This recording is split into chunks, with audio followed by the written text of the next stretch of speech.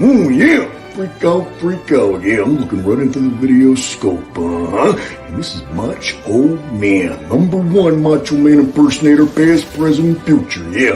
And I'm here to tell you, you are watching 49er Minded with Bashar. Yeah, the cream of the crop. Dig it? 49er mind is it's not just a thought process, but a way of life. 49er mind. 49er mind. Can't shake it. It's 49er mind that I got. It's 49er shine that I got. My psyche's on another Frisco Super Bowl. Don't sit slow, cause here we go with a super show. A written go session about our red and gold obsession. With some well-controlled expressions, let's talk about that win that we got. Who should have been in the spot? That's how they spin in the spot. Let's call that back, call that crack, call that straight fumble sack. Or just dial it on up if you wanna talk smack. It don't matter what the storyline, as long as the story aligns with a 49er mind. 49er mind. It's not just a thought process, 49er mind, but a way of life.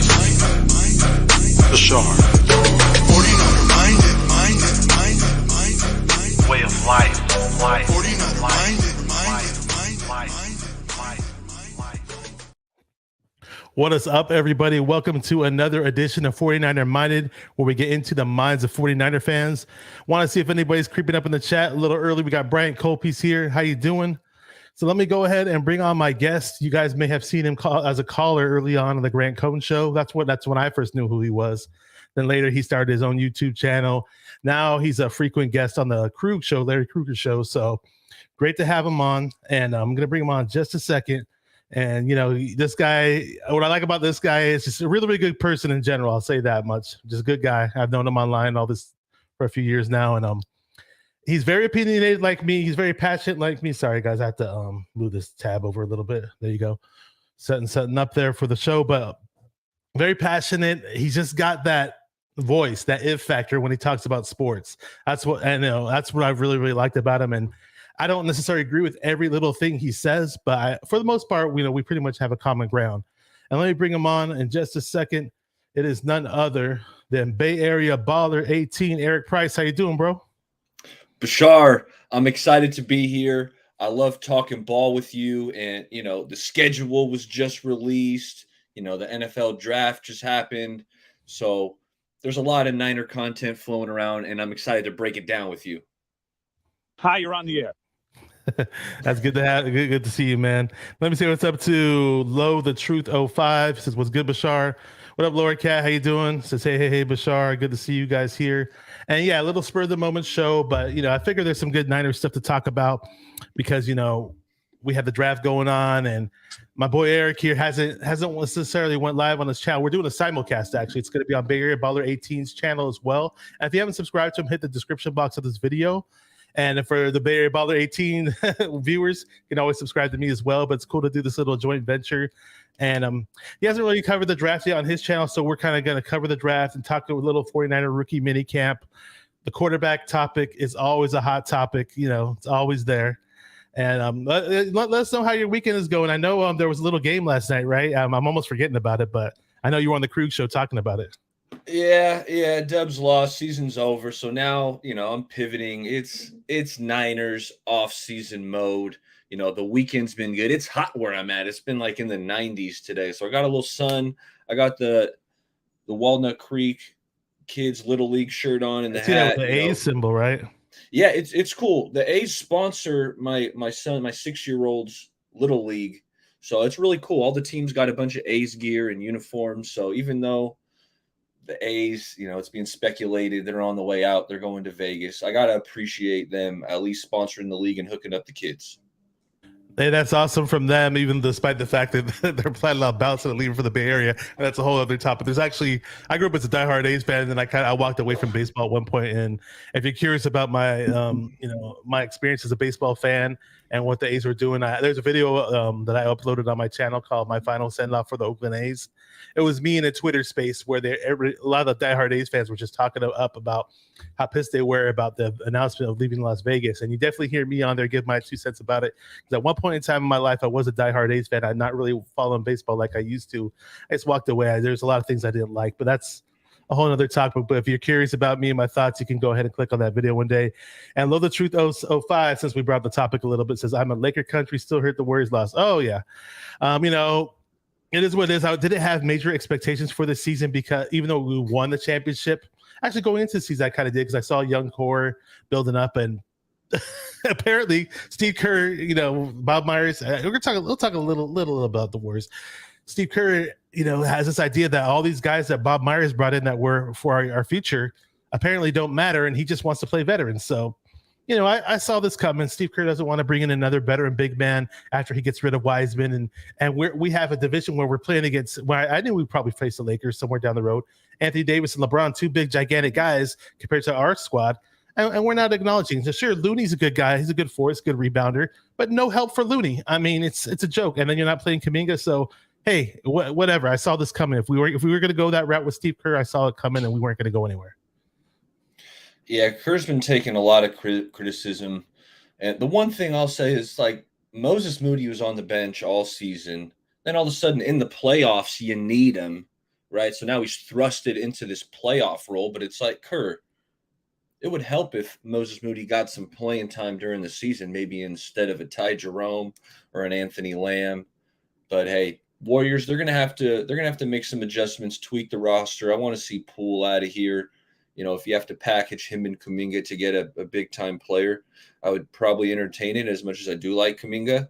But hey, we'll see how the Warriors play it out. That would piss me off if Kuminga got traded. But if they made it worthwhile, sure, I'm open. It'd have to be a stud. I'm not giving. I like Kuminga. I'm not giving it, but Poole, that contract. You can trade that, but I think you're going to have to package either picks or another talented player along with him to really go get a difference maker. I'm totally with you. We got 49ers Daddy. He's been watching on Bay Area Ballers channel, I believe. I don't know if it lets me pop. There you go. It says Niner gang over everything. I'm not sure if he's one of the Real Talk Niner Talk guys, because that's what they always say on that channel. But if he is, what's up? I don't know if you know who that is. David McNiner's here. What up, David McNiner? I see you, bro. David Niner's in the house. We got Val Ramos watching on the Bay Area Baller channel. Says, what's up, fellas? Good to have you guys here. Good to do this joint thing. And yeah, so, time to walk away from what the Warriors did. It is what it is. Hey, there's Laker fans out there who are Niner fans. So you guys are happy campers. Good. That's good for you guys. And we're Niner fans. And Steven Supremo is here. He said A's, and he put a smiley face. I don't know if he's laughing or I'm not sure what he means. I know. Well, it's funny. It's ironic. I didn't change my shirt. I'm actually a Giants fan. I know you are a Giants fan. I always knew that. Yeah. I knew that.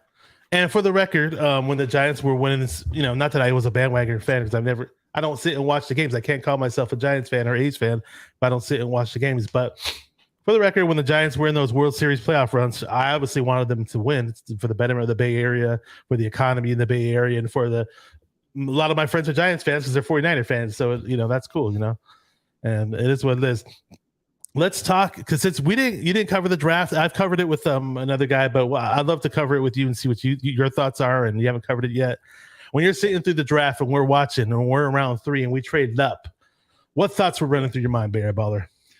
They like a guy. What player are they trading up for? And then shortly after that question was answered, Jair Brown at a Penn State, this guy, he's a turnover machine. 10 interceptions combined over the last 2 years. He's also really good around the line of scrimmage. He had 4.5 sacks, like similar to Talanoa Hufanga. And since the draft, I've been watching more tape on Jair Brown. And I see a lot of similarities between him and Talanoa Hufanga. I feel like these two safeties, they're interchangeable. Like I wouldn't call either one pure free safeties or pure strong safeties. I think both of them are versatile. They can play both positions and they're interchangeable, which I think is really big because a lot of times in that Niners defense, when the offense motions, you'll see a safety go from the deep middle down into the box, and then the other guy will rotate up. So they're interchanging the safety position. And I just really like how talented Jair Brown is, how aggressive he is. He's a playmaker. He's really good in the box. He didn't test the greatest, didn't jump the highest, didn't run the fastest, but when you watch him, I mean, it's apparent that he's got the adequate speed and quickness to make plays. He loves to get involved, and I'm really excited about the safety pick. I think he's going to challenge Tayshaun Gibson here for the starting role. I would probably give the edge right now to Tayshaun Gibson. He had a good season, but if it's one of those things where in training camp, if Jair is balling out and Tayshaun's getting up there, well, hey, Jair Brown has an opportunity to steal the starting safety job. And as the rookie minicamp has kicked off, the word on the street is from a few people who attended rookie minicamps. Hey, he's looking the part. He's built. He looks like he's built like he's been in that league for 3 years. He's around the ball hawk, and he almost had like a near interception. And there was some play where if it was a real game, he would have just totally lit up that receiver, whoever it was going out for the pass. So they like what they see so far. So that's very encouraging. And I didn't study up the safeties too much. There were a few names that I heard that people were picking on the mock draft shows that I was doing that other people were liked. And so this was a name that kind of flew over my head, but right away people were excited about it, and I was curious and to research him. And I the moment I saw him on the phone with John Wilkes, I keep saying John Wilkes, it's Steve Wilkes. No one, I don't want to credit John Wilkes Booth from Abraham Lincoln days, but Steve Wilkes, our defensive coordinator, just when I saw that bond between them on the phone, I was like, okay, this is our guy. This is our future safety when Gibson either potentially loses his job this season or he just completely takes over for Gibson. And I like Gibson a lot, but we all know that he's up there in age and he's seen better days. So it's all good, man. I love the future, and potentially it could be two Hufangas, interchangeable. We like to interchange our safety, so should be a lot of fun.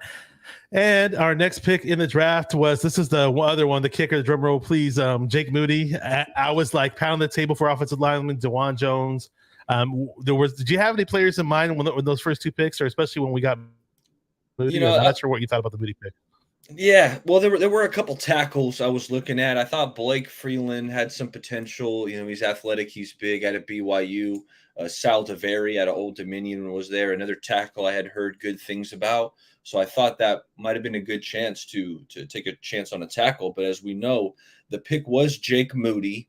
And at the time when it happened, I was upset. I was frustrated, thinking, man, you really had to take a kicker in the third round when there's some other players, especially tackles, who have starting potential. And then the next day, you see the Patriots trade up in the fourth round to get the second best kicker. And then I started diving deeper into Jake Moody. And actually, I talked to myself into not hating the pick. I wouldn't say I love it, but I don't hate it. Because Moody, Bashar, inside the 40-yard line, Moody was automatic. And that's big. Like, that's similar to Robbie Gould. Inside the 40, I think he missed one kick in his Michigan career. So he's automatic inside the 40. From 40 to 49 yards, he was 10 of 13, hitting 77%. And then 50-plus yards, he was 4 of 8, which doesn't sound great. I will say, I was watching a bunch of kicks on him. And a couple of, I want to say it was a Northwestern game. He played in some bad weather. Michigan in the Big Ten, like they're playing in the cold and some windy environments. Not that I want to make excuses for him, but he's not kicking in, pristine conditions. And you got to remember, in college, the hash marks are wider. So it's like the ball, you're kicking at a different angle. I think it's a little hard. That being said, I think he's a really good kicker. I mean, in the Shrine Bowl, he was the MVP of the Shrine Bowl. He was 4 for 4, hitting kicks of 51, 51, 35, and 35. Nailed all 4 of his kicks. He's a 2-time National All-American, 2021 Lou Garza Award winner. And he Luke Rosa. He hit a 59-yarder, Bashar, and I saw the side angle. The 59-yarder goes through the uprights, hits the back of the net. It would have been good from at least 64, which was really impressive to me. I can't remember the last Niners kicker. I mean, Phil Dawson maybe hit some deep ones, but nothing like, I think, the potential of Jake Moody and his strong legs. So I talked myself into liking this pick. I noticed a lot of Niners do that. Now, the only thing I didn't like about some Niner fans is some Niner fans were really, really drinking the Kool-Aid about this pick. They were jumping for joy, and I was like, "Let's slow down here, guys. Let's slow down here. Like, we're not, they're like acting like we have the best kicker in the NFL for the next 15 years. Like, We don't know. We do not know. Hopefully, I want him to be that guy. Obviously, because we have him now. We have no choice but to root for him, but to support for him. You know, you're saying Robbie Gould, obviously a Robbie Gould with a much stronger leg. Hopefully, and I remember you posting that on Twitter when he kicked that field goal, that it had more length. I do remember you seeing that. So we'll see where that goes. Jim Harbaugh loves him. You Jim Harbaugh fans out there, and Jim Harbaugh loves the guy. So that's his major endorsement.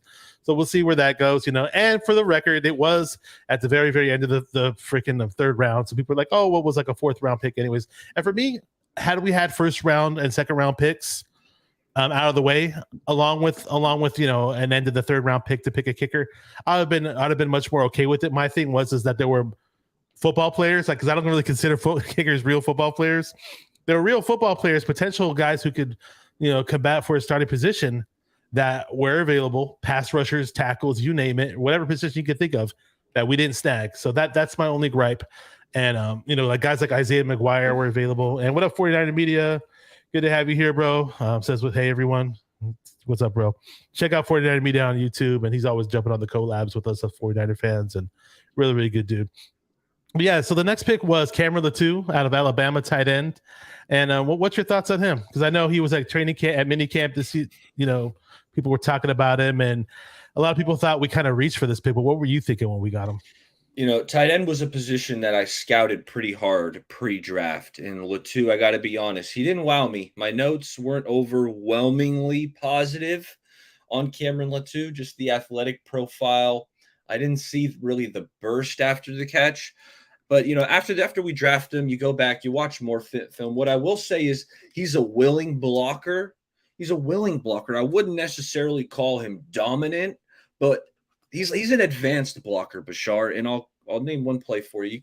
I posted it on Twitter, but he starts out blocking the D end. It's a run play. He's blocking the D end, gets him inside, moves off him, gets to the second level, picks up a linebacker, so he blocks two players really well. It's an advanced blocking technique. So I think he's a good blocker, maybe not great, but good blocker. And then as a route runner, I wouldn't say he's an elite route runner, but he's nifty. He's not the fastest, but he knows how to kind of use his leverage, get on a shoulder, get enough separation to catch a ball. But one thing we do have to monitor, Bashar, are the drops.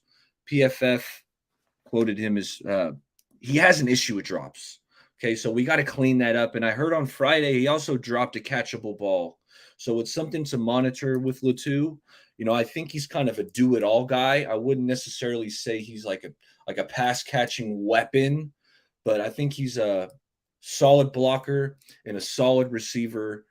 Niners obviously like him. Hopefully they see something that I'm not quite seeing. I don't hate the pick, but I don't love it.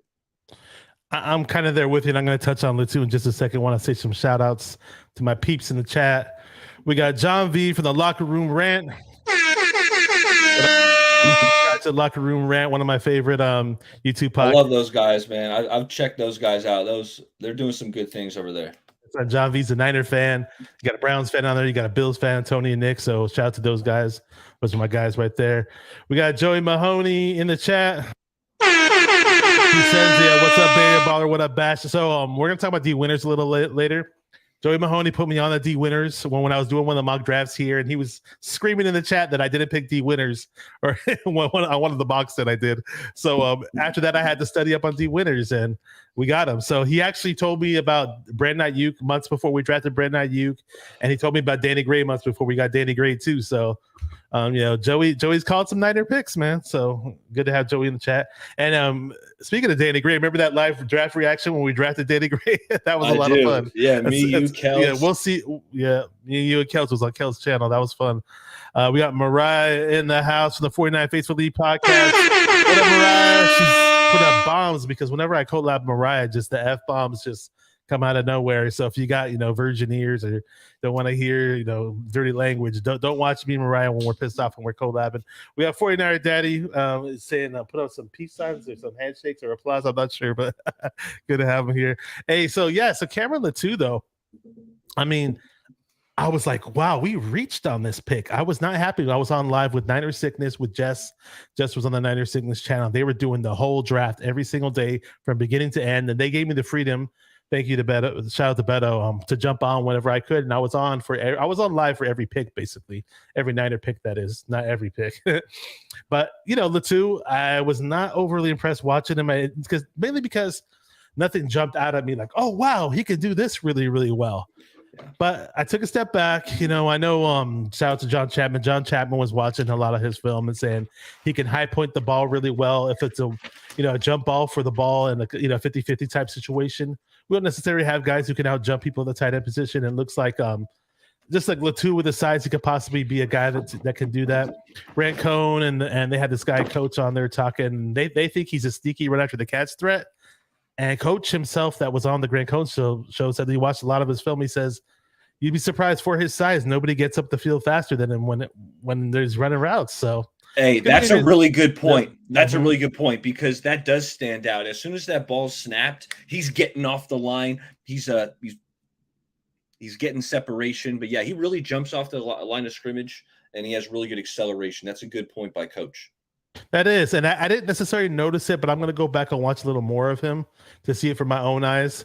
And Grant Cohn just says he looks way better, even though Kittle wasn't there. He's seen a lot of Kittle. He knows what Kittle looks like. He just says Cameron Latu is built more like a real pure, solid NFL tight end, your classic tight end that is, where he just looks like he can block the hell out of DBs and potentially run people over. So I'm going to keep my eye on him. Again, I don't love the pick like you do, but hopefully we all end up loving the pick. See what goes on with that. Our next pick, actually, as far as rookie minicamp goes, this was one of the standouts, which was what's his name? I'm forgetting his name. Darrell Luter Jr., cornerback from South Alabama. Yeah. Yep. Well, what were you thinking when we picked him, though? I didn't know much about him. So, I will say I subscribed to PFF. So that was my first thing. Let me hear what they got to say. And they were raving about Darrell Luter's 2021 season, not this past year, the year before, where he was one of the top corners in the country. This guy allowed for a whole season, Bashar, only 12 catches for 150 yards for the whole season in 2021. So he was outstanding. He was also pretty good last year. It's not like he was just a one-season wonder, but he was absolutely dominant in 2021. And the one thing, if you're a corner on the 49ers, you have to be a willing tackler. Like if you watch our corners, Charvarius Ward, Diamador Lenore, even dating back to like a K1 Williams, Emmanuel Mosley, these guys all mix it up in the run game. They're physical, they're willing tacklers. And you see that at a Darrell Luter. So he's got the good measurables, 6 foot. He's got the long arms, long hands, ran a respectable 4.46. Vertical was really good, over 40 inches.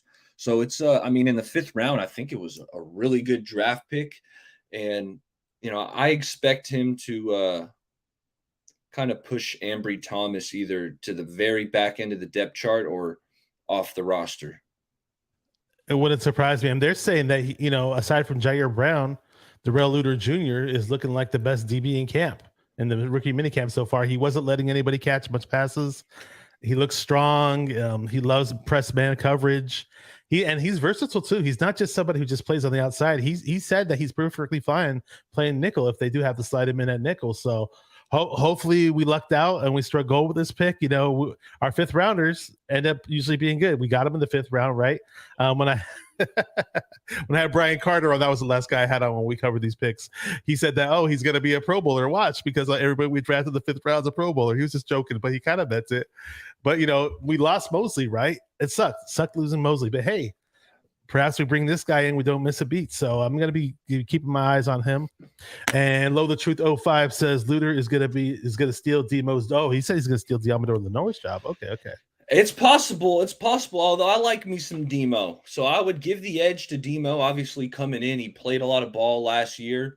But, hey, if Darrell Luter is playing so well, that he surpasses Diamador Lenore, that'd be a good situation to have, in my opinion. And like I was saying, Jair Brown looks like he's built like a 3rd-year pro from what people were saying. They were saying the same thing about Darrell Luter Jr. He's built. He's not some skinny guy. He's got long arms and he's fast, but he's actually built and he looks the part. So it's going to be interesting. You were talking about how Wilkes likes it when DBs tackle. It's kind of like the flip side. of what we have on the offense, like the polar effect, how like wide receivers better be blocking when they're out there. No block, no rock. Got a little phone call there, buddy, but I think you're good. I think you're good. Yeah, a little smooth maneuver right there by Bay Area Baller. That's how we do it when we're on the 49er Minded Bay Area Baller collab. You know, we're on both channels, actually, for those of you guys watching on either or channel. Yes, I'm excited about the defensive backs. Obviously, Wilkes in the mix. I feel like I love D'Amico Ryans, and he's a linebacker guy, but we got a DB guru as our DC now. No doubt. And they were asking him, what Steve Wilkes was just interviewed. They said Wilkes, Darrell Luter profiles as or he played a lot of press man. Is that something you're going to want to do? And Wilkes predominantly is a zone player or a zone coach. He runs a lot of the cover 3 scheme, kind of like Saleh and D'Amico. But, you can't play one defense exclusively. Quarterbacks, they'll get used to it. They'll pick you apart. So I think Wilkes is going to blitz a little bit more. And he talked about some of these athletic linebackers. We're going to talk about one that we drafted here in a second. Yes, sir. I expect some more blitzing. And when you're blitzing, ideally you want a man-to-man coverage behind it. So I think we're going to see a little more blitzing, and that suits Darrell Luter well. I totally think this. And for the record, I used to also say Darrell Luter when we first got him, but everybody else on TV and on the YouTube and all the experts were calling him Darrell Luter. So my assumption is that's how you say his name. And I'm really particular with names because I don't like to get them wrong. And I was like going through names, doing these mock drafts and looking at college prospects. And I was like, this year's draft is the most challenging out of all drafts I've ever seen when it comes to pronouncing names. Like a lot of super long last names and super long first names. And they had me thinking, man. Yeah, I saw that. There were some goofy names. But you want to goofy isn't the wrong word. I know. Interesting, unique names, so to speak. Yeah. Hard to pronounce. That's what I was basically saying.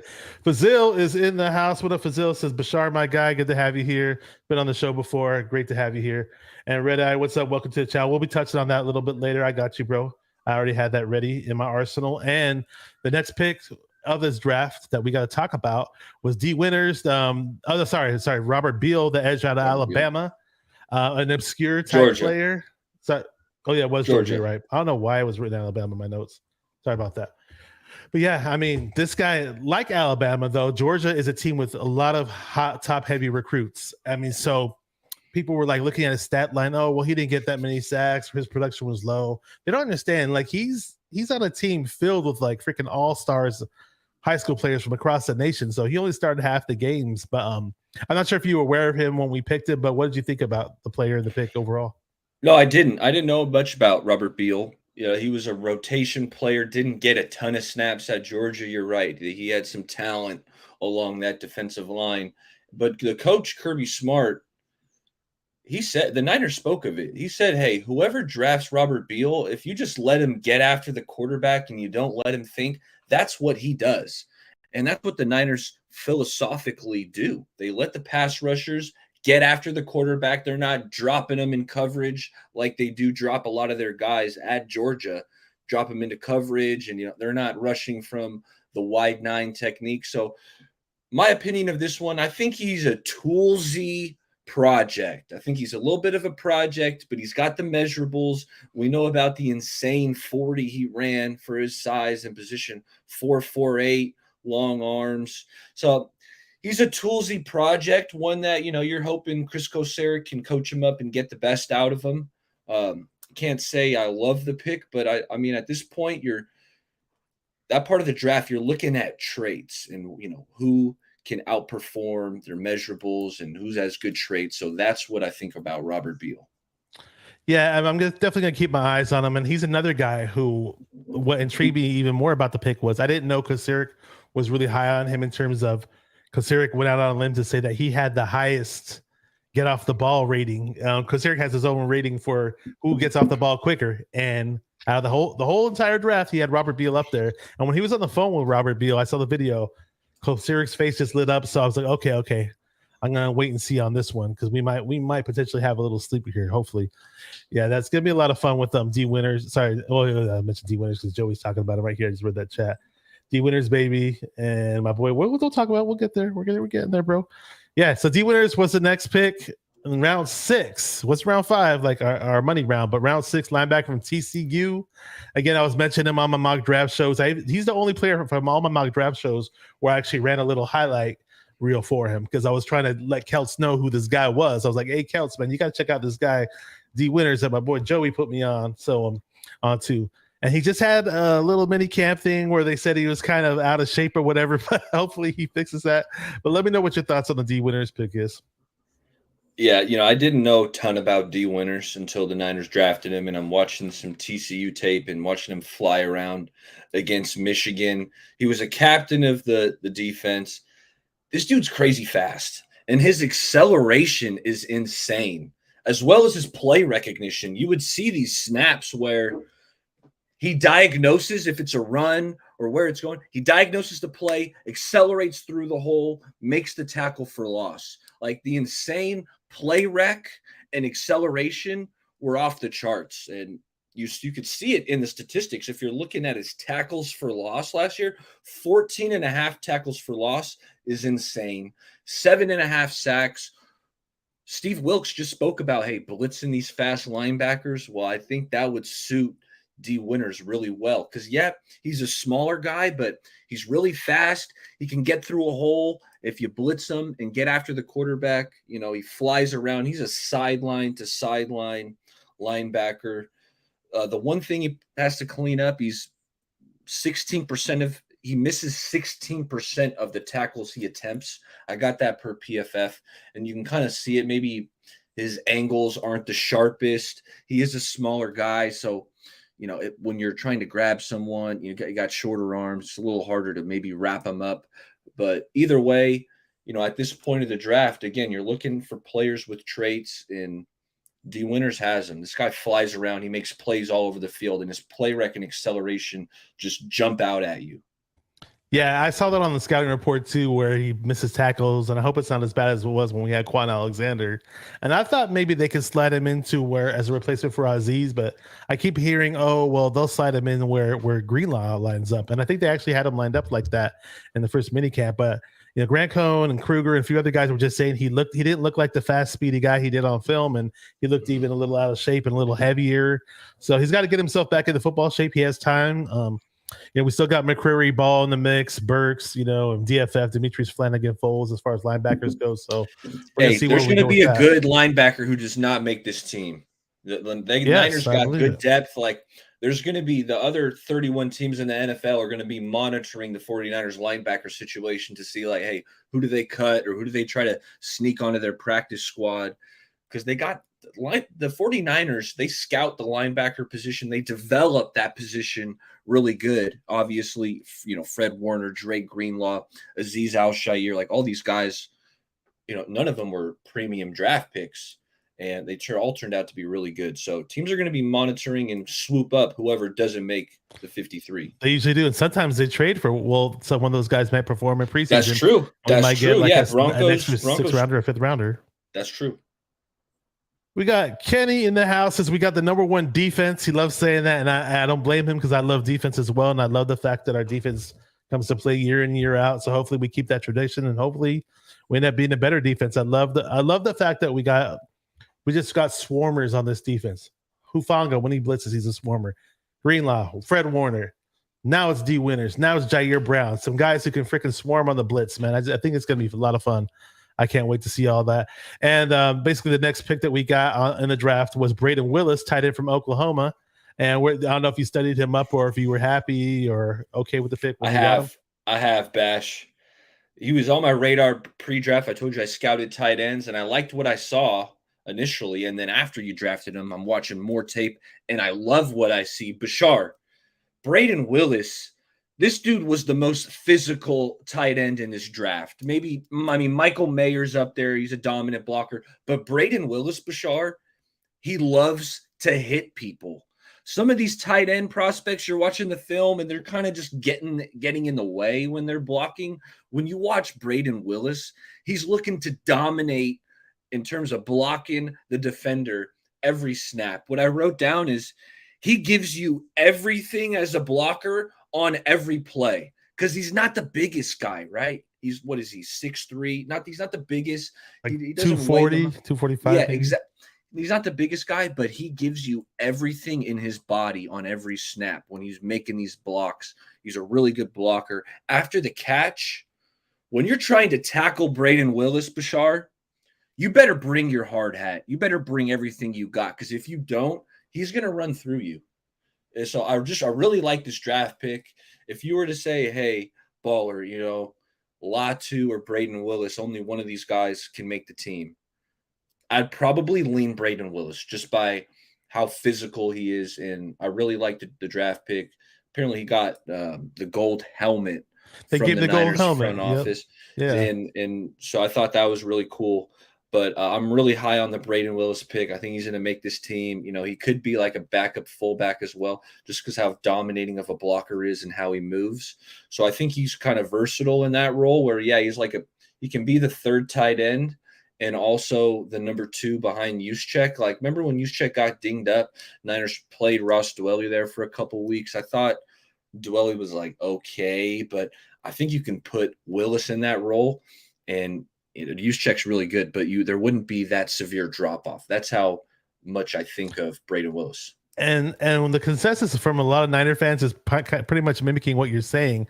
The excitement for that Braden Willis pick is exceeding what we're hearing about Campbell too. I hope they both end up being pretty good at the end of the day, because they're both Niners now. But they better both beat out Dwelley. They better both beat out Charlie Warner. Even though I kind of like Warner as a bigger, stronger guy to be a blocker, I just want couldn't more get on the field though versatility. last year. Yeah, he couldn't get on the field. Ross Nope. Dwelley couldn't get on the field. So that's why I'm glad the Niners not only took 1, they took 2. Actually, coming in pre-draft, I was saying, hey, let's try to get this tight end room better. And the Niners, they were listening. They took 2 guys. So let's hope that these guys are upgrades, because what's the goal of the offseason? It's to get better. I want to upgrade tight end 2. I want to upgrade tight end 3. And Latu and Braden Willis are their attempts at it. I'm totally with you on that one. And the fact that you told me he just lays it out all on the line as a blocker, even though he's not a bigger guy. Every snap. Sure, Shanahan loves that. But our next pick in round 7, Ronnie Bell. When I had Wayne Breezy on, we picked him in our mock draft. Wayne Breezy is a big Michigan guy. Heard a lot of good things about Ronnie Bell. Haven't watched a lot of them, watched a little of them. And he actually, apparently he was looking good in minicamp already. So what are your thoughts on that? Yeah, I'll touch on these last couple picks quickly, because I haven't watched a ton on him. Ronnie Bell, I think he's just a nifty route runner. I think he's a good route runner. And coming off the injury, I know he was productive at Michigan. At this point of the draft, you're just taking good football players, and Ronnie Bell appeared to be that. I think he's a guy who you might be able to put on your practice squad for a year and have him blossom. And maybe his second year he can crack the 53. And just to catch up with some guys in the chat, Low the Truth 05 says, you can tell Wilkes is a leader of men. Somi's in the house. What's up, Somi? And we're going to touch on that a little later, Kenny. We're getting there. And our last pick of the draft was Jalen Graham out of Purdue. And really, really quick about Ronnie Bell in camp. I heard he caught 2 deep passes yesterday. Heard he made 2 circus catches. Larry Krueger saying this guy looks like he has elite hands. They're saying that he's not built like an NFL receiver. He kind of looks like a Pettis a little bit, but he looks like he's willing to make the catch. That's big time. As a receiver, you got to go up and get that ball. Can't shy away from contact. And I think he's a really good route runner. So, hey, that's why you draft him. You bring him into camp and you really see what he's got. Yes, sir. Donald Johnson's in the house. Says hi, everyone. Kenny, you're right. I totally agree with you. We have a stacked team. I'm super excited about beefing up our secondary. And it's going to be hard for a lot of these good players to make the roster. Like you said, the linebacking core, of course, there's going to be some good players leaving this team and go to other teams, unfortunately, but it is what it is. So, the draft was fun. We had it. We don't have first and second rounders like other teams, and other teams were getting big name players and high profile players, and we had to wait to get our players, but it is what it is. But back to the wide receivers in minicamp, because a lot of people are talking about this guy. I think he's only 5'7". He's a little guy, but I heard he's been doing pretty good. And he was an XFL leader in receptions, 84 receptions for 670 yards, 4 touchdowns. Apparently, dude, it looks really, really small, but he's hella fast and he's a deep threat. And he's looking good in minicamp already. Yeah, well, I wonder if how much experience he has in the return game. I haven't checked him out, but just how you're profiling him, maybe this guy can contribute on special teams. Yeah, and speaking of the return game, one of our UDFAs, I didn't hear much about him from minicamp just yet, but just his watching his highlight reel or whatever, and, people will say, "Oh, don't watch highlights." If you want to see the players' best plays, basically, you want to see what they're made of and see what their elite traits are, if they have any. There's nothing wrong with watching highlights. But anyways, Deshaun Stevenson, cornerback from Texas, smaller dude. He's a playmaker. He can get pick sixes and get interceptions, but he did give up some big plays, but he's an elite returner. He ran a 4.45 40, so you think that's not elite speed, it's good speed. But on film, when he has the ball in his hands, he is electric. If he can find a way to make the team as even just a returner / cornerback, we'll see, because I love his return skills, but I don't know what the Niners are going to do with that. But just diverge a little bit because you mentioned the return ability. I don't know if Jacour Peterson has returned at all, to be honest with you. If anybody else in the chat would know, but Grant Cohn saw him, said he liked what he saw from him. He was at the mini camp, so we'll see with Jacour Peterson. Of course, we still have Danny Gray, right? Remember how we celebrated that Danny Gray pick when we got him, but we still have him. And who knows what happens? Yeah, Danny Gray didn't get much of an opportunity last year. I don't see Danny Gray just as this one-trick pony, as just a deep threat. I think he's good behind the line of scrimmage, after the catch, getting upfield. So I'm hoping that in year 2, he takes another step forward.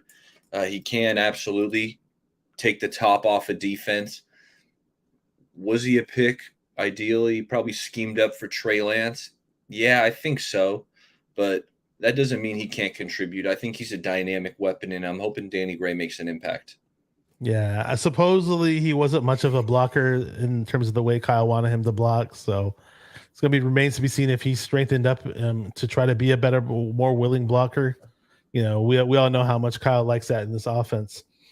And Donald Johnson says Kyle doesn't start rookies. Yeah, they were talking about a lot of these guys that we have. I mean, how many of them are actually going to get playing time? Sure, they may look good, but how many of them are going to be redshirted? Because Kyle has shown to do that. No doubt. And I'm looking at Joey's question. You said question for Bay Area Baller. The 49ers restructured CMC's contract. Do you see us making a trade or signing any more free agents? I think they're getting one more player. I can't tell you who it is. My guess would be edge rusher. Get a veteran opposite Bosa. The names who have been floated around most commonly amongst Niner creators like Leonard Floyd, Yannick Ngakoue do seem the most intriguing to me, because while I have high hopes for Drake Jackson, and I'm sure we'll talk about him because I've heard some good stuff about Drake recently, but opposite Bosa, I want some speed. I want that speed rusher or that premium pass rusher that can really make quarterbacks step up into the pocket or push him Bosa's way. And Drake Jackson might be that. I don't think Cleveland Farrell is that guy. So I'm kind of looking for that edge rusher. That's probably where I would go and get one more guy, Joey.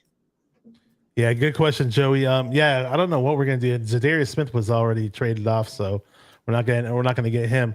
And that reminded me, I forgot to talk about Jalen Graham, linebacker from Purdue, who was our last pick of the 7th round. I'm not sure if you knew much about him coming out. I didn't. But I heard some good things about him in minicamp. So anything you want to touch on him about him? No, I got to be honest. I haven't watched a ton of Jalen Graham. I have heard some positive things that, he's flying around the field. He's just looks like he's smart. But I can't, I don't like to keep it real. I haven't watched a ton of Jalen Graham. So, but what do you think about Graham? Yeah, I mean, Jalen Graham coming out, a lot of 49er fans were impressed by him, what the consensus was when we drafted him. But hey, I heard he looked pretty good yesterday in community camp. They said he looks like a very rangy, long-armed, smaller defensive end, like a linebacker who kind of looks like a defensive end. They just said that he looked really quick to the ball. So I'm curious, And I definitely want D Winters to get back in his real football shape, because I know I know he could be explosive. So we'll see how that works out. And what did Steve-O say? He said, "Tell a friend to sub a friend." 56 more toe. I think he means 1,000. Yeah, thank you, Steve-O. Appreciate that. Yeah, if you're watching, you're new. I know there's some new people that might be watching this. About 945 subscribers last time I checked. So hey, almost at the 1,000 mark, getting there. It's a grind. It's a struggle. The YouTube game is not easy. Anybody who tells you that, they lied. You want to touch on that, Baller, really quick? Yeah, it's tough, man. It's tough, but it's it's fun. I've gotten to meet so many good people through the community, like yourself, Bashar. So, hey, I'm having fun Likewise. with it. I know you're having fun with it. I love talking ball with you, and that's why we're here. Yes, sir. And Baller sometimes is on the Larry Krueger show. So if you ever seen a Larry Krueger post game type show, he was on last night when they were talking Warriors, and it was kind of heated discussion after a loss. And he's on there to talk Niners sometimes. So check him out on that panel as well. Joey says, "I agree, Baller, great take." Let's talk about the offensive line because there was a again, I was saying I was pounding the table for DeJuan Jones or maybe even Blake Freeland or sub tackle. There were some good tackles available all throughout this draft that we did not draft them. I was like, wait, what happened to Kyle? We usually draft offensive line. I thought Kyle was all about drafting for the trenches, and here we are in this draft, and we're not touching the trenches minus some D line, some Beal or whatever. But I thought we were going to get like a big, huge mamma jamma D tackle, 350 pounds to stuff the run, just to help us on rundowns because we don't have anybody like that. We got all these athletic D tackles, but and then Kinlaw was supposed to be that guy. Yeah, but we know we can't count on Kinlaw. And then well, here we go in minicamp. Wilkes is speaking up on Kinlaw though, right? He's like, he's working, he's here every day and he's working hard and da da da da. It still doesn't take away from the fact that his knees are probably shot. So yeah, it's like I got low expectations for Kinlaw, but that isn't to say that he can't surprise us, right? I just don't want to have these lofty expectations and be disappointed when he's getting blown off the ball like he was in the NFC Championship game. So I got rather low expectations. Not to say he's a bad player, but he's been banged up. That way, if he does contribute positively in like any capacity, it's a big win. It is. Anything positive for Kinlaw right now is a big win after that disgusting performance he had in the NFC Championship game. If he's watching right now, he'll probably say try to jump on the chat and try to cuss us out or threaten us. Who knows? But like he did to Grant, but I'll take it. Kenny says, "Bro, our secondary was top priority, number one defense. That was one of our priorities. I got you. I like on paper so far. I like what we're doing with the secondary, trying to bring in some newer guys. So we got that guy from the Falcons. His name escapes my mind, Isaiah Oliver, to be our nickel. So that's been fun. Wilkes I wanted to go talking him up. Wilkes was talking him up in the slot. Isaiah Oliver, when he's on the field, he's been pretty good. So that was an acquisition where I'm not going to say he was under the radar. Niners fans have talked about him, but he might be even better than we expect and really be the answer to the nickel job. He looked good on Atlanta last year, and a lot of Niner fans wanted to draft him. And this is going to be the best defense that he's going to be on. By default, he should be better on the Niners. So definitely looking forward to see how that plays out. I touched on the trenches for a little bit. I want to go back to it. I know I said Kyle ignore the trenches with the O-line, and I wanted to beef up the O-line. Joey Fisher was a name that stood out, an undrafted free agent. Supposedly, we were supposed to get him in round 3, according to Mel Kiper. We didn't. But luckily, hey, we got him as an undrafted free agent. So that's even better, in my opinion, if he's really on that level of talent.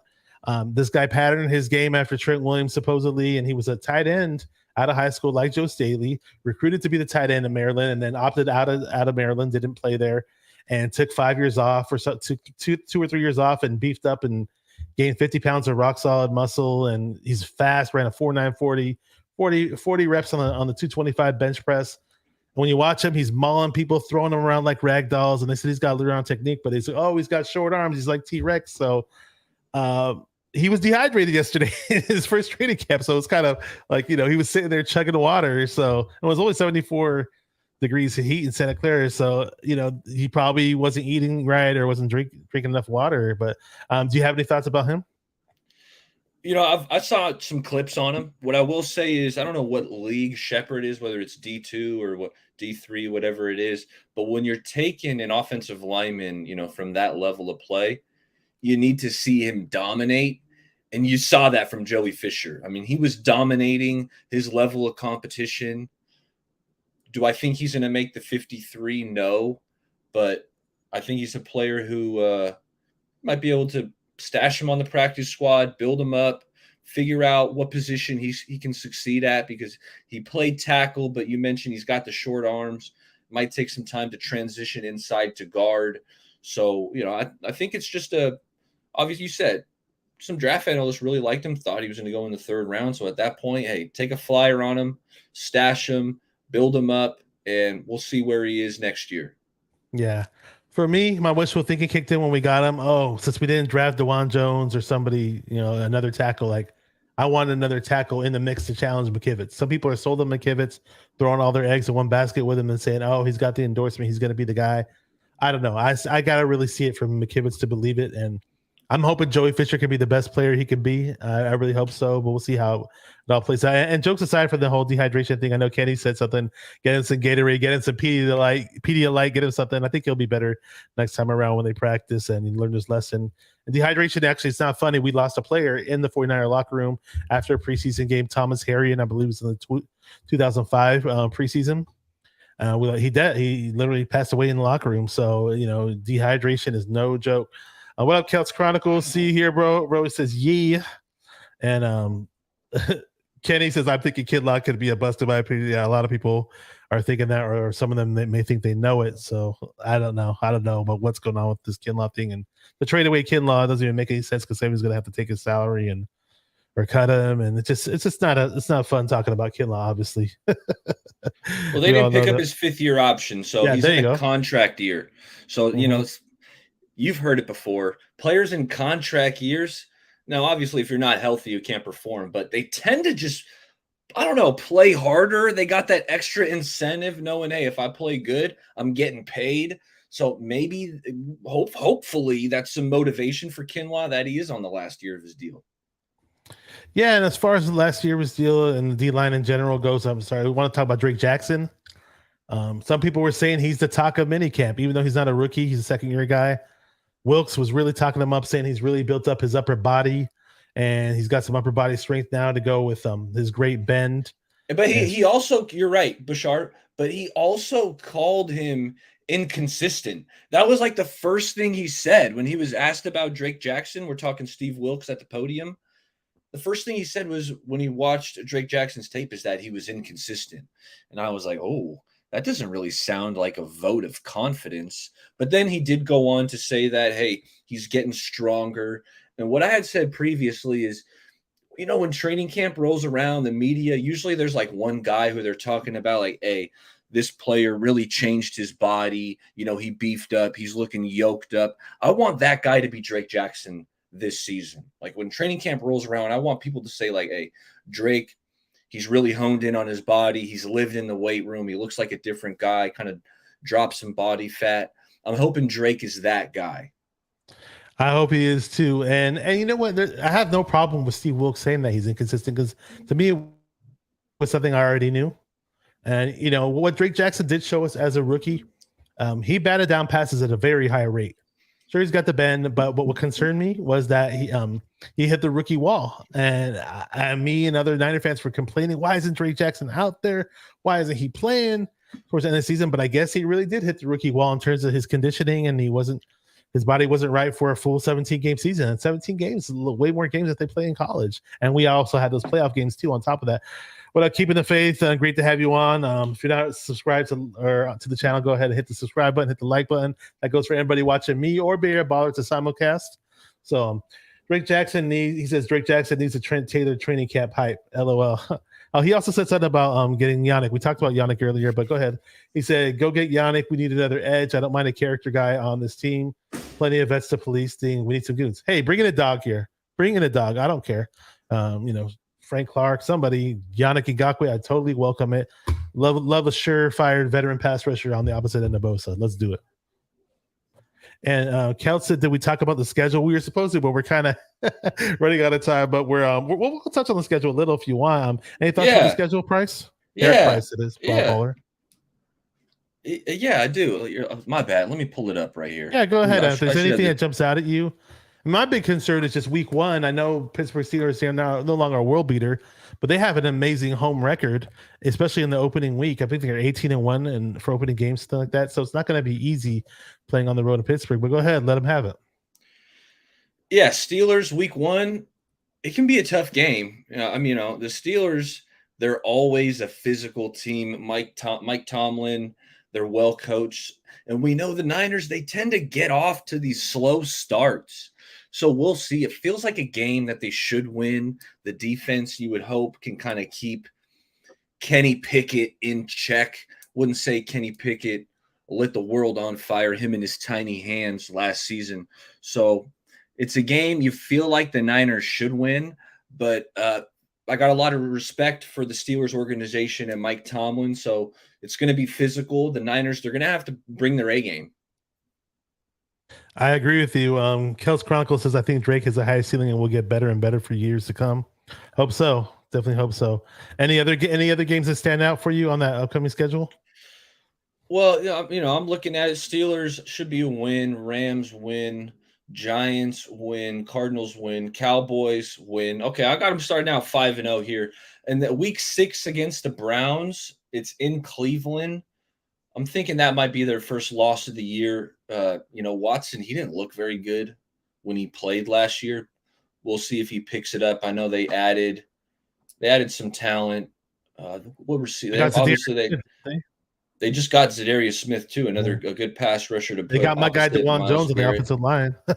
Your boy DeJuan Jones, man, you really like some DeJuan Jones. See, I felt like the Niners weren't going to take him because Shanahan, I don't think he likes these huge hulking tackles. Like he hated Trent Brown when he first came. That was exactly what I was saying. They had Trent Brown, he's a good player, but he's not that mobile. He's so big, can't really get out in space. I don't think they see like the big 6'8", 350 plus guys as like zone scheme tackles. That being said, I just think the Browns, I could just see that being the first kind of slip up. It's on the road. I think they're pretty good. So I got, what's that? That's 5-1 to start. Vikings, feels like the Niners kind of own the Vikings. Bengals, that might be loss number 2. Then you got to bye. Jags win. And please jump in at any time, Bashar. I'm running through this schedule here. Bucks, I think it should be a win. I mean, it was Baker playing quarterback. They should beat the Bucks. The Seahawks, the Eagles, and then the Seahawks. That's a tough stretch there. Seahawks picked up some good players, man. They're always well coached by Pete Carroll, so we can't take them lightly, Yeah, now, I don't know if their quarterback Geno Smith's going to have the same season that he did last year, but he had himself career year, so we'll see how that goes. And obviously the Cowboy game is on Monday night. That should be fun, right? Should be a fun game. Cowboys on Monday night. And absolutely. We're not playing overseas or in any other different country this year either, so that's cool. A lot of pride time games, so I'm looking forward to that. And if there's anything that I wanted to touch on the Trey Lance and Darnold and Purdy situation really, really quick before we bounce. We pretty much covered everything that there was to cover from mini camps and the rookies that we got and all that. But the word on the street is in camp, and Grant Cohn said he had a source that was at Grant Cohn wasn't there when Lance was throwing around, but he has a source from somebody in the building that, hey, this is the best Lance has ever looked, and everything looks really, really improved. So what do you think? Hey, it's good to hear. It's good to hear. And I've also heard reports that the finger injury that he had really kind of lingered. And, Trey, he's got so much talent. First off, I want to see him play. Bashar, let me know what you think. But in the preseason, I think Trey should be playing like half of these games. Like he should be playing literally a half of all 3 of these preseason games. The kid needs reps. And also, if he does play good in the preseason, that's going to boost his trade value, in my opinion. And you can scoff at it and say, hey, it's the preseason. But if you light things up, you can look at Matt Schaub on the Falcons. He had a good preseason. Next thing you know, they get a 3rd-round pick for him, and that's Matt freaking Schaub. So good preseason. I want Trey getting a bunch of reps, and not only for his experience and to see what you have, but if he does play good and you still decide, hey, Purdy is our guy, by Trey Lance playing good, you're going to be able to boost his value and get a pick that you probably couldn't acquire at the draft. It sounded like the trade talks were not sizzling. They were tempered. So a good preseason. I want to see a lot of Trey Lance. And I don't want to rush Brock Purdy back. I don't want to rush Brock back. We know he's coming off the elbow. If he's not 100%, even if he's 90%, I want to see Trey week 1, week 2, see what you got in the kid. And then Sam Darnold, Bashar, while we're talking about the quarterback room, I got to be honest. I watched and we were talking about highlights. You can take what you want from highlights, but I was watching some Sammy D highlights from the Carolina Panthers. And I will say, man, he makes some plays that look good. Getting outside the pocket, throwing on the run. He does have a pretty strong arm. So he's making these plays like, man, Sammy D, he might be able to do something. But then I found a 2-minute compilation of his interceptions also on the Panthers. And it's like head-scratching, embarrassing interceptions. So the conclusion I drew from Sam Darnold is that he's got some similarity to Garoppolo, where it's like it looks good, it looks pretty good, like it looks solid, and then it's like atrocious interception that prop is going to infuriate you. So he's Dr. Jekyll and Mr. Hyde is what I got from Darnold, kind of more of the Jimmy Garoppolo mold. So I like it as my QB3. If he's your starter, you might be able to win some games. I don't think you're winning a Super Bowl with that kind of player. That's why I want to see Lance. I want to see Purdy. But I want to hear what you're thinking on the QB room, B. Yeah, well, I was going to bring up the reason why I brought it. I think it's funny when people bring up Darnold because of the stuff I hear on Twitter especially from the guys who bring out the most extreme hate towards Trey Lance. They say he's the worst player that we've ever drafted and all this other BS. But yet the same guys are going out there pumping up, trying to argue with me, debate with me that oh wow, we brought in Darnold. Darnold's going to beat Lance and make him look so bad. And I'm like, wait, dude, have you seen Darnold? Darnold actually has like film over these past few seasons of all this bad play. I mean, what are you talking about here? So you're so pumped up about you're saying Kyle can't develop Trey and can't make him into something with all the raw talent he has. But all of a sudden, Kyle's this amazing quarterback guru that's going to freaking make Darnold look like a world beater. Like, you're killing me with this, guys. I mean, if you guys are watching, feel free to say something in the chat, but I think that's ridiculous. Another thing is we don't know who Brock Purdy looked really, really good in those 8 games. I get it. But we don't know who he's going to be after that injury. Call me a hater. Tell me I'm stupid. I'm a homer. Whatever the hell you want to call me. I'm being realistic. The truth hurts sometimes. And, he messed up his elbow really, really bad. We don't know and he didn't have a strong arm. He never had a strong arm. We don't know what he's going to be after that injury. We don't. So, hey, make Trey be the best quarterback he could possibly be. He worked on Jeff Christensen, Patrick Mahomes' quarterback coach. I'm sorry for all those Trey Lance haters. If Patrick Mahomes, the best quarterback in the league, is taking that guy under his wing, that means something. It holds some merit. So Trey Lance, be the best guy you can be. Brock Purdy, try to fight out that injury, try to get healthy, but don't rush him like you said. Darnold, we'll see what he is as a backup. I like the idea of Darnold as a backup or somebody that sits on the practice squad or somebody that we could have it, compare Darnold over to Josh Johnson. It's night and day. You'd rather have Darnold over Josh Johnson, right? So I'm okay with that. But for people that were saying that we brought in Darnold to be a starter, like, what crack are you smoking? Get off the crack pipe, please. Like, and let's be real football people that watch games and not. I don't know. I just cannot believe what happened with the 49er fan base over the past few years. It just blows my mind. Like, I don't understand. It's Val Ramos watching on Barry Baller's channel says Darnold better not start any of those games. So, and barring injury, who knows what happens, man? These guys do get hurt. I'm like, that's why I was all about strengthening the O-line and all that and protecting the quarterback. We saw what happened in Philly, right? So, oh well. I'm getting really passionate about this though. Some of the dumb things that come out of 49er fans' mouths or the things that they type on Twitter. And again, strengthening the quarterback room is very important. I totally agree with that. And let the best man win. The best Brock Purdy, the best Trey Lance, whoever's the best guy between those guys, let them do it. I don't know if they could get much for trade value in terms of Lance, even if he has a good preseason. I don't know if they're even looking to do that. And I don't think they do it because all the QBs got injured last year. Regardless of the trade value, would you agree that Lance should be playing quite a bit of snaps in the preseason? Or are you like, hey, I don't want to risk him potentially getting hurt. I don't want to run him. Like in the preseason, he should not be running at all. There should be 0 designed runs. I'm talking about getting him reps in the pass game, just letting him see the field, see all 11 defenders, move in the pocket. Like those are things that I feel like you need reps to get better at. And I like some of his traits. I like Trey Lance's pocket movement, when a defensive end rushes past him, he can break through and escape. He's got good vision. He's got good pocket awareness. I would say he slides, he shifts, but the better you'll get with more reps. Like, do you think Trey should be playing, like I said, like a half of each of these preseason games?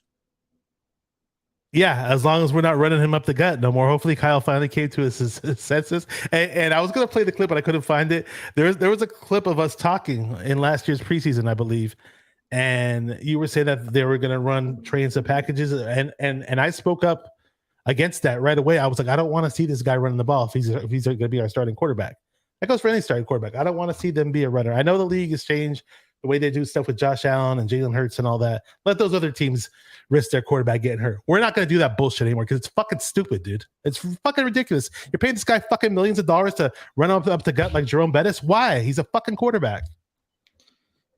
Yeah, I feel your passion, Bashar, and I'm with you. It's the down and distance that really makes it. Like when he got hurt, I want to say it was like 2nd and 6 or 2nd and 7. It wasn't down by the goal line. Like if you're in the red zone inside the 5, like that's where I get like playing the QB run. You got the numbers, but when you're in the middle of the field and it's 2nd and long, like that's the time you're gonna run them. Like that part didn't make sense. That's what we did. That's what we did. Exactly. That's exactly what they did. So I understand using the QB run advantageously in certain down and distances, but it was being overused. Like when you see Josh Allen run it, it feels like it makes more sense. It's 3rd and 2, they're driving, they're in the red zone.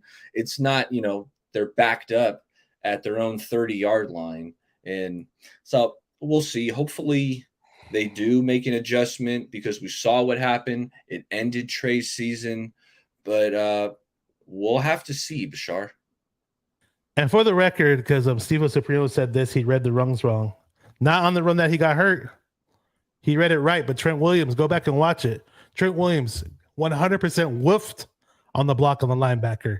That's what caused Lance to get lit up the way he got lit up. Go watch it right now if you think I'm lying. This guy says, Val Ramos, I'd rather have Trey start over Darnold. Yeah, most people with a brain would, right? So, yeah, I got you. I appreciate all the love in the chat. A lot of people are active. We announced this show at the last minute. Looks like it's time to wrap things up. Unless there's anything else you want to touch on before we go. Well, I think we just covered everything. Yeah, Bashar, I had a blast talking Niners, talking the draft prospects because I had been holding in my analysis. So I'm glad you were able to get me set me up and let me kind of break down my thoughts on some of the picks. We talked about the schedule, and I'll kind of wrap it up with this. I'm just looking at some potential losses, and it's like maybe 4 or 5 losses is what I see just kind of at first glance looking at the schedule. So 5 losses, that would put him at 12-5. I think that is my initial season prediction, my record prediction, 12-5. What do you think can be? Considering that, and I hate to be a copycat, but considering how talented this team is, it's like 3 scenarios. It's either going to, regardless of injury or whatever fluky crap happens in games, because fluky trap games do happen. I don't know who we're going to lose against. I really don't know, but I'll say this: either 11-5, sorry, 11-6, 12-5, or 13-4. It's going to be, and regardless of who the quarterback is at the start of the season, keep this in mind and plant this in your heads, and then you might remember that I'm fucking telling you guys this shit.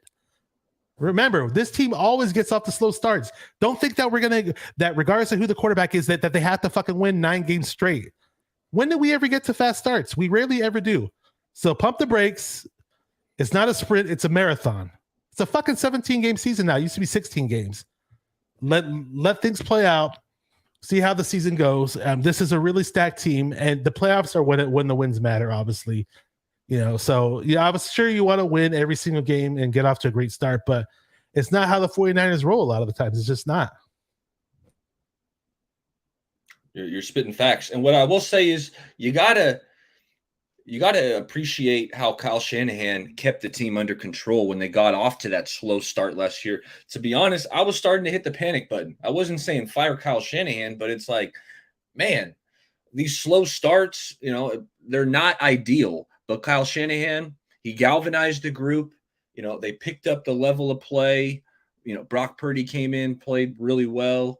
So you got to appreciate how Kyle Shanahan stayed level-headed, even when some of the fans, some of the media were kind of dogging the team for these slow starts and the bad record.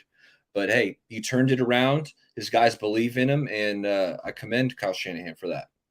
Yeah, and think about how many coaches. Steve brought it up right here. Great point. We lost 19 coaches in 2 years. That's really I did not know what the number was. I just know that we always lose coaches, and it's always our most important coaches, always the DC. Yet we still have. I'm pretty sure Kyle laid down the roadmap for whatever kind of defense that we're supposed to be running year in, year out, and then the DCs kind of add their character to it and pick and choose what they want to omit or add. But hey, we're losing DCs, but we still have a top defense all the time. So. Yeah, so John B says when we get spicy, Bash, y'all need to clip that shit. Do whatever you guys want. I thought this was going to be the most chill, relaxed, because I told them we're not going to talk about this Lakers Warriors crap. Lakers won whatever. We're not going to get angry. We're going to be chill, and we're going to be talking about mini camp and rookies and all this other stuff. It's just me. I'm a Niner fan. I've been watching this team since I was freaking 11 years old. And, you can do the math and guess how old I am, but I'm passionate. I care for this team. I care for the players. I want to win a 6th Super Bowl. And you may not agree with me and think that blah, blah, blah, blah, blah. This may not work or this player may not be good. Trust me, everything I do is for the betterment of this team and for us winning Super Bowls in the future. That's why.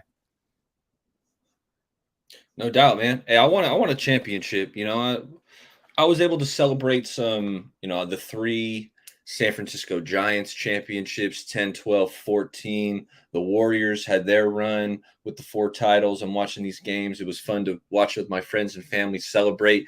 And it's like the Niners, man. It's like we got these 2 Super Bowl losses, obviously, to the Ravens, to the Chiefs. I was 4 years old in 94 when Steve Young got it done with those boys. So I wasn't quite celebrating that one to the max. So I'm ready for it, man. Hey, they got a good roster. I want it to be this year, Bashar. Get it done now. Like, I'm tired of waiting. Let's go. Yes, sir. Let's get it done this year. Let's make it happen. Again, thank you for everybody who's been watching in the chat. We appreciate you guys. If you're watching the Bay Area Ballers channel or my channel, hit the description box of this video to subscribe to Bay Area Baller, Eric Price. Follow him on Twitter. It's all good, man. We love everybody, all the activity in the chat today. From the viewers, all the feedback. Any final words? Anything you got going on with your channel, or any plans coming up before we close it out? Yeah, just hit subscribe, hit the notification bell, because you never know when I'm going to go live. Just like Bashar, it was spontaneous today. He hit me up and said, "You want to talk ball?" I said, "Yeah, let's do it." So subscribe, hit the notification bell. It'll be mostly Niners right now since the Warriors just lost, and unless they make some moves, then we might mix in some Warriors talk.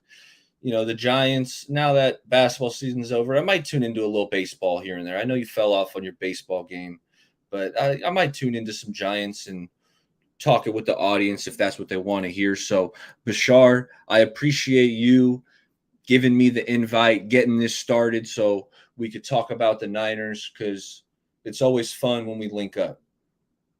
Without a doubt. Thank you, John V. Appreciate you in the chat, and everybody else. It's excellent collaboration, fellas. Thank you guys for watching 49er Minded, where we get into the minds of 49er fans.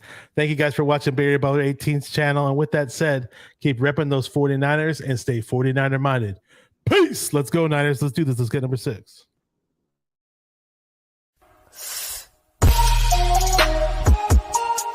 Come on, 49er faithful. Let's get it. Because it's 49er mind. We gotta do this one time for the Empire. It's 49er mind.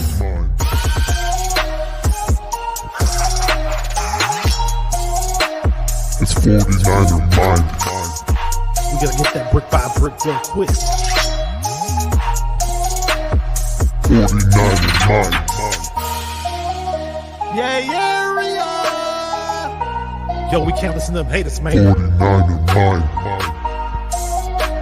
We from the Bay.